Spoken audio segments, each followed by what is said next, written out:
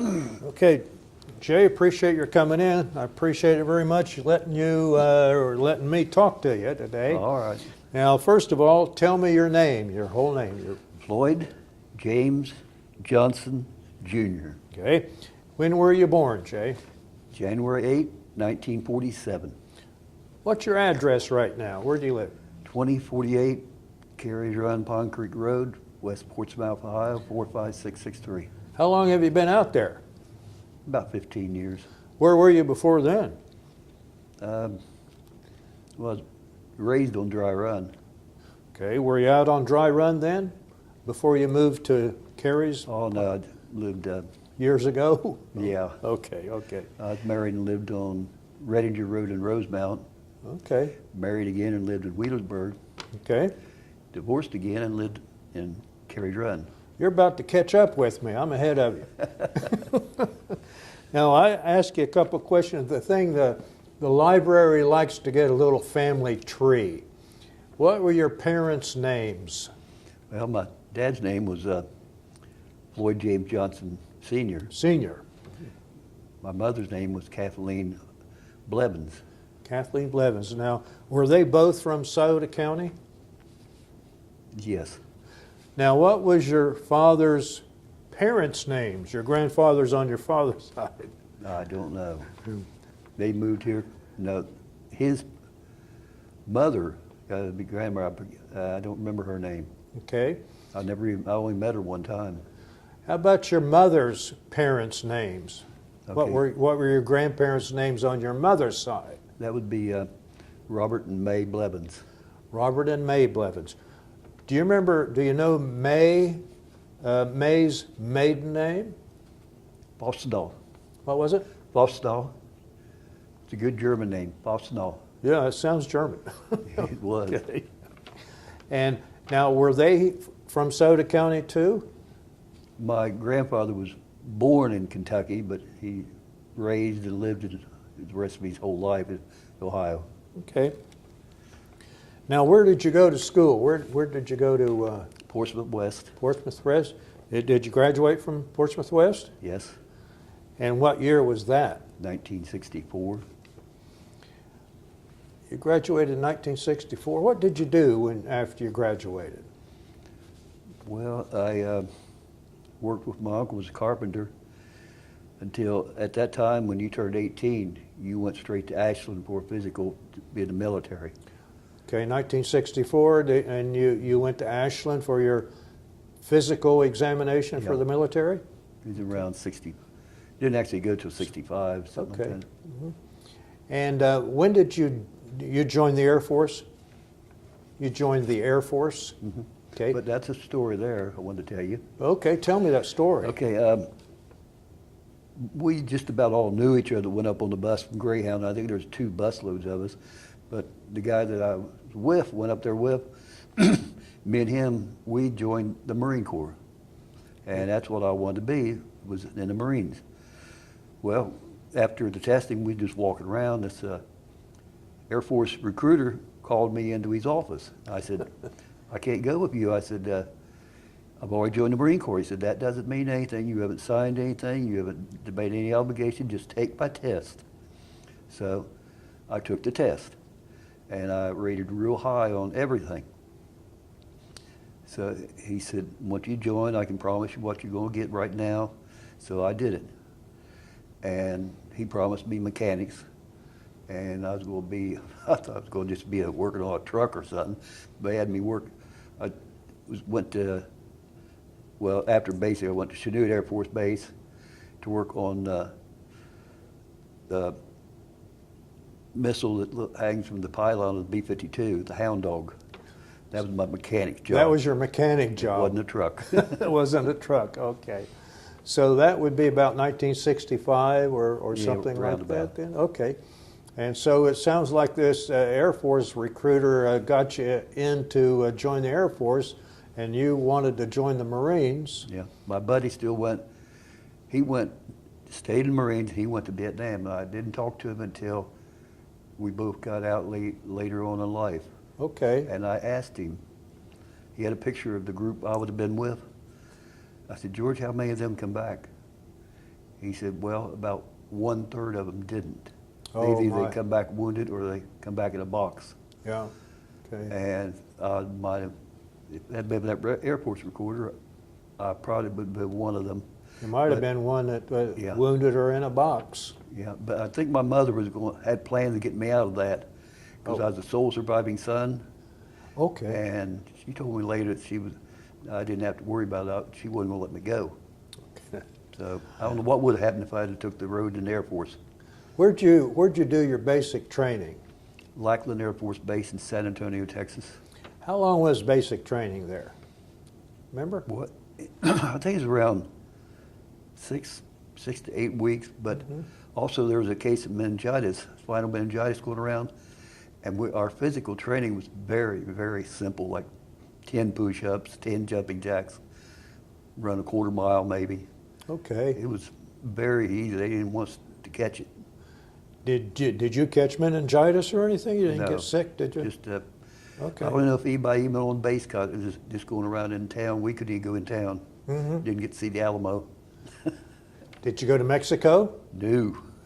Okay. Don't drink the water either. I was stationed in San Antonio, and we went to Mexico. Really? Yeah, Laredo. Yeah. Then after your basic training, where did you go then? To Chanute Air Force Base, Chattanooga. Where is that located? Illinois, Illinois. in Okay. Rantoul, Illinois. Now, was that for additional training, or what did you do there? Missiles. Missiles. You were a mechanic, so to speak, on the missiles. Okay. Well, I wasn't a mechanic yet. They had to but- train you? In training, this is what happened.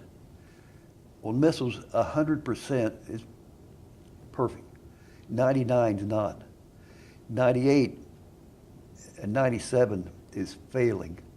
Anything less than that, you're gone. Well, even if 97, 98 on the test scores. So they took me out of that. Well, let's go ahead and go on. Mm-hmm. Then what happened? Did you get, what score did you get?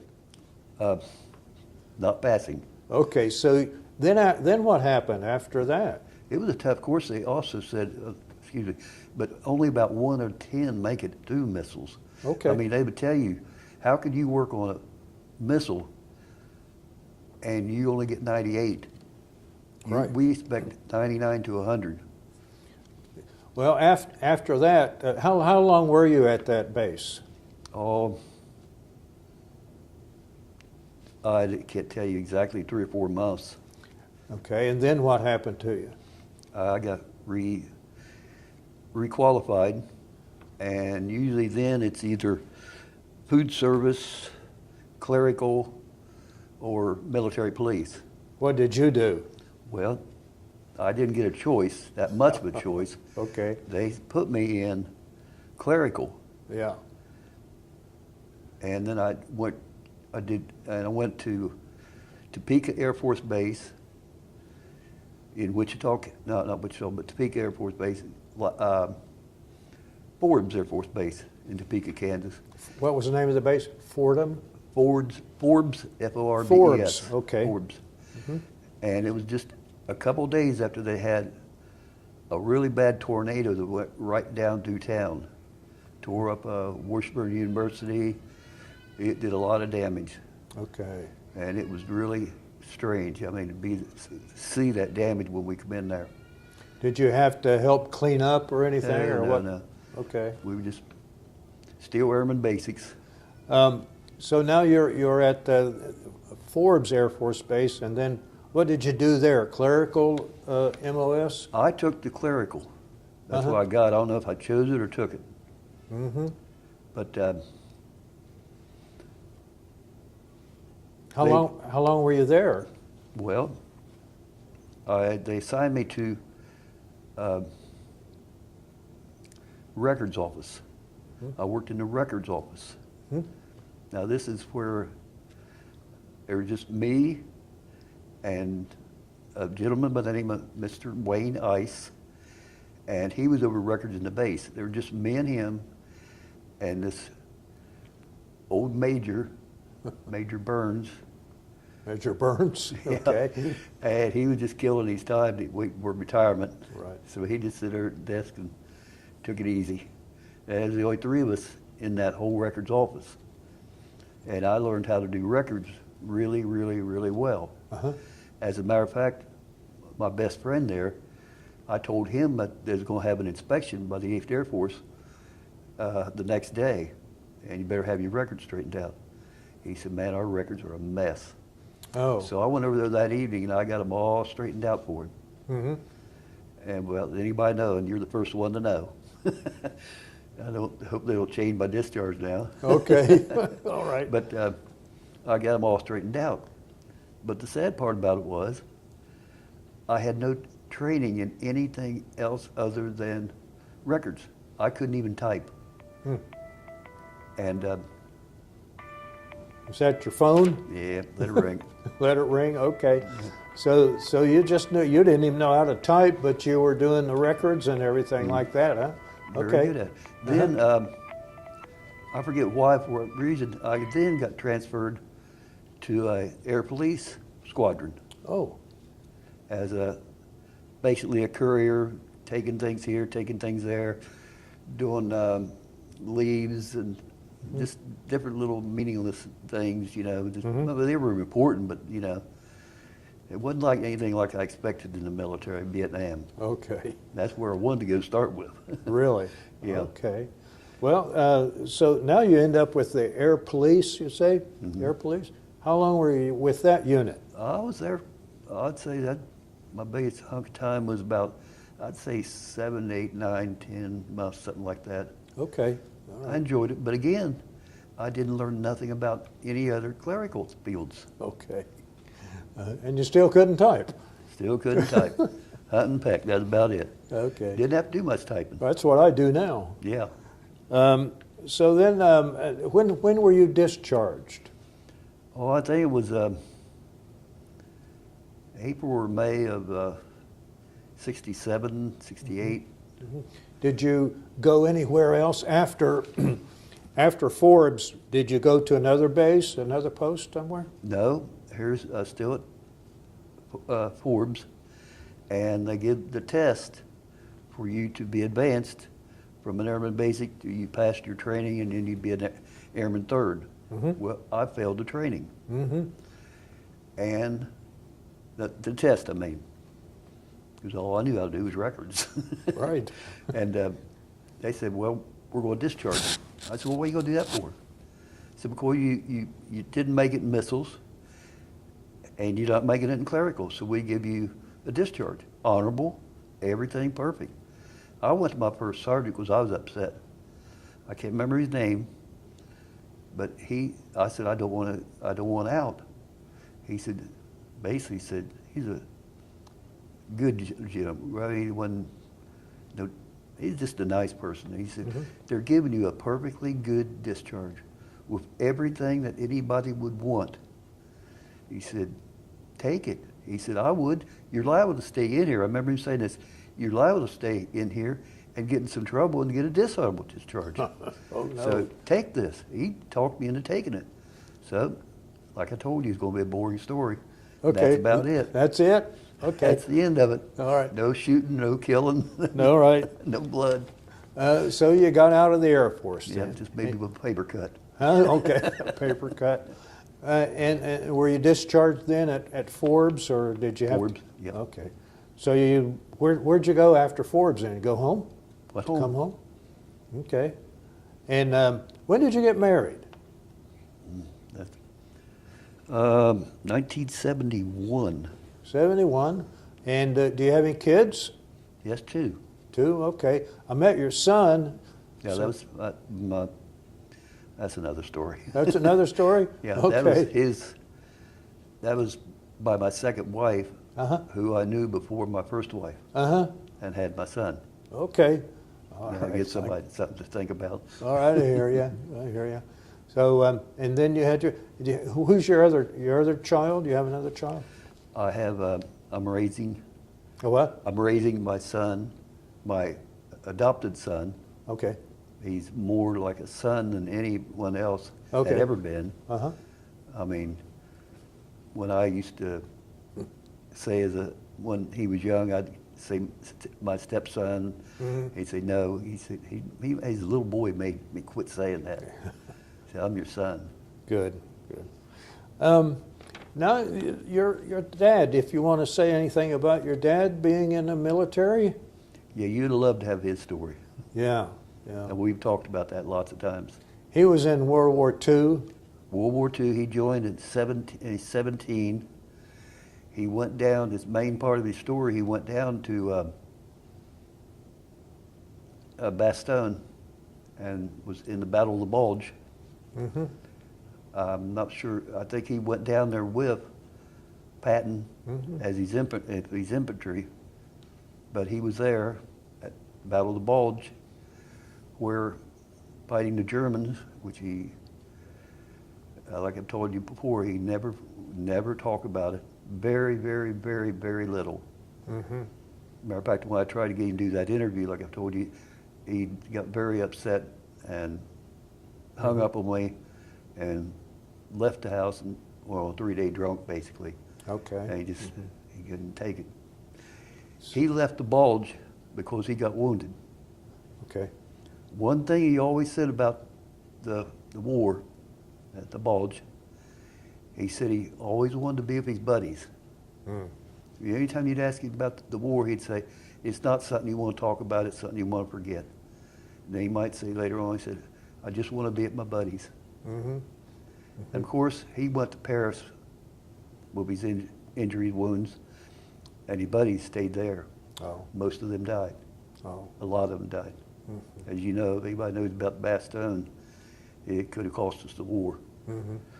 And he finally, about 5 or 6 years ago, it ate at him so bad he wanted to be with his buddies. He took his own life. Yeah. He took his life so he could be with his buddies. Basically, I mean, I don't know exactly what was going through his head, but that's what so he always said, and it's the only thing I can think of. Yeah. And if there's ever, if he went to heaven, I'd say heaven was some kind of a old bar room sitting around. A bar room in heaven? Yeah, wherever it be, sitting around with his buddy drinking a beer. I think he told me he, when he got out of the service, he, what did he do? As a bouncer at a bar? Bounced at bars and played cards and drank and just kept on fighting the war. Oh, gosh. I knew a lot of friends come back from Vietnam like that. Yeah, I do too. Some of them probably, we all know some like that. As So- a matter of fact, one of them that I know real big was the brother of the one that me and him joined the Marine Corps. Oh, really? Yeah, his brother. Okay. And I often thought of, man, I'd rather not even come back, but I'd wound up like that. That guy was in jail every weekend. Is he still alive? As far as I know, he is. Well, after you got out and everything, what did you do? You had to get going with For a couple months, I just helped my uncle on carpentry work, looked for a job, just, What kind of work did you end up doing? oh yeah, just after a couple months, I went to work in by Detroit Steel, with Detroit Steel then, and I went to work in the open hearth, which is a very hot, hard job, and stayed there till they shut down, and went out to the prison for a little over 30 years, where I met you. Yeah. I mean, you worked there, we worked there. We both worked at the prison, didn't Yeah. we? Yeah. When we say the prison, it's Southern Ohio Correctional Facility out at Lucasville. Yes, Yeah. Yeah. Well, that's about it. did you like that job? The prison? Yeah. Not a day of it. Not a day. Not one single day. For 30 days, not a day. 30 years, not a day. And I'm lucky to get out in 30 years. Are you? I can tell you, there was people at the steel mill worked there for 50 years. Really? Yeah. I remember one man worked there for 50 years and he only had one arm. He worked at the steel mill because he was a weighman. He just used that one arm to weigh scrap as it rolled across the scales. So when did you retire from the prison? About 4 or 5 years ago. Okay. What do you do with your spare time?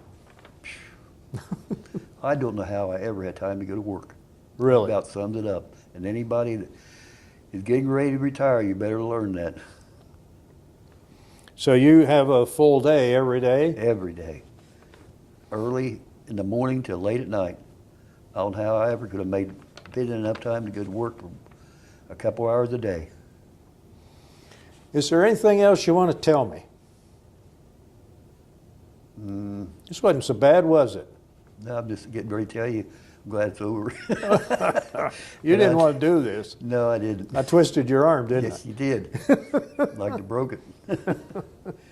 But I'm glad I got it out of the way. I? You got it out of the way. I hope it brought some humor to somebody. Or, Well, you know, I mean, you Interesting. wore the uniform, and that's what we want. but one I'll tell you, John, back then, my grandmother asked me once, why don't you wear your uniform when you come home? Because back during World War II, they wore their uniform on dates, to church. The Yeah. time they took the uniform off was when they went to bed. Yeah. They put it back on the next morning because it was something to be proud of. But in Vietnam, I mean, all I didn't go there, you know, and everything. I'd go to the airports, and because you'd get to travel military standby cheaper, and but a lot of times, the ones that didn't want to go to Vietnam would get up on the higher levels and call you names, spit on you Did that happen to you? once. So you went to the airport and you had your uniform on, Mhm. and somebody called you names. Yeah. You're from farther up, you know, from someplace else, not right into my face now. Okay. Yeah. Yeah. Yeah. It was rough for some of the veterans there. You know, Yeah, coming back. they It had- was, like I said, I didn't, hardly anyone ever wore their uniform. It maybe first day or two, or maybe to church, but Mhm. that was it. What was your rank when you got out? Airman third class.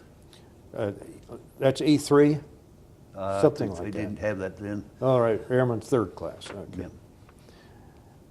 Yeah. Anything else you want to say now? No, it's just been a good life for me ever since getting out of high school. You know everything that's happened Yeah. without a high school education. Where Okay. kids now, I don't know how they do it without a high school education or some kind of training or college or something. But I've been fortunate. I've always had a job. I've raised my children. They've all been healthy. Now I'm raising my grandchildren. They're all healthy. What does your son do? You have two sons, right? My son is a policeman. He's the policeman. That's the younger one. And his name is, don't tell me. Yeah, go ahead and tell me. What's his name? Alfred Blevins. Alfred. yeah. Same as my grandparents. Okay. And he's a policeman in Marion or Richwood. Ridge? Okay, up north, northern Just Ohio. about 20, 30 miles above Marysville. Okay. And now your other boy, what does he do?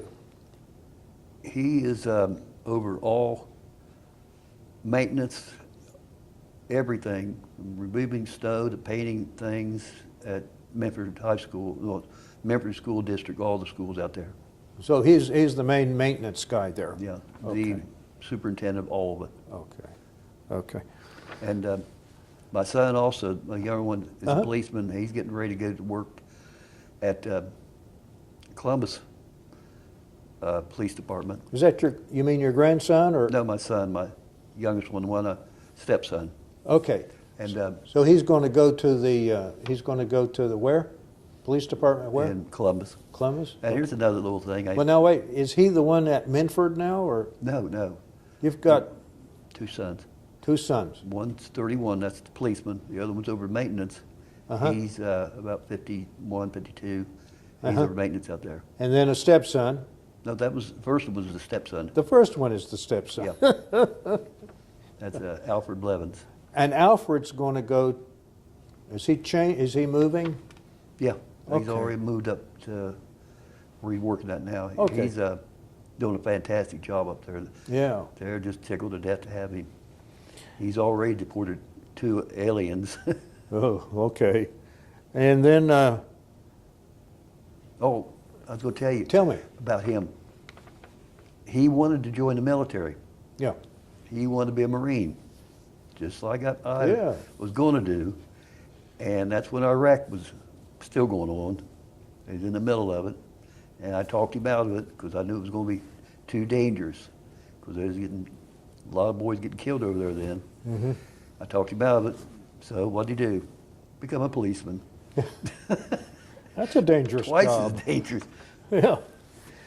Okay, I'm going to let you go then, unless you have something else you want to tell me. Nah, that's about it, I think. I'm coming over to the house tomorrow, aren't I? Yeah. You're going to show me your collection? Yeah. Okay. That's one thing why I got to collecting that. I don't know if I ever told you. My dad, I used to take it to him when, at peace. Yeah. Okay, so I'm going to tell what I collect. It's military memorabilia from World War II. And I'd ask him to tell me something about this. And as he's getting older, he would break down, tell me something about it. It might be a bayonet. And he'd laugh and say, "Yeah, we used to sharpen them down and cut pigs up." Yeah, because they didn't have knives. Yeah. They had to take a bayonet and cut it down. And most of the time, it's always the same thing. It's not the kind of thing you want to talk about. So he was able to give you a little bit of education about all the World War II items that you have. Yeah, see, he was German. He was German, right? Yeah, he took the name Johnson from his stepdad. And it bothered him. My stepmother told me it bothered him because he was killing Germans. What was his German name, do you know? I don't remember it offhand. I can't think of it. It didn't even sound German. Did he come over from Germany, or his parents? His grandparents were from Germany. Okay. All right. So that bothered him, though, being in the war, in a war against Germans, and here he was of German heritage then. Yeah, here's something that I was told you the other day. I don't think I ever told you, but something that other people, other soldiers can tell you. I never experienced it, but I always thought being a soldier and being in battle, you was fighting for your company, you was fighting for your buddies, you was fighting for the United States. He said, no, you was fighting to stay alive. Fighting to stay alive. That's the main thing you was fighting for. Well, after he was wounded, was he sent back to the front, or did he? No, he come home. He came home then. Okay. Well, thanks a lot, Jay. Appreciate it. No problem. Okay, buddy.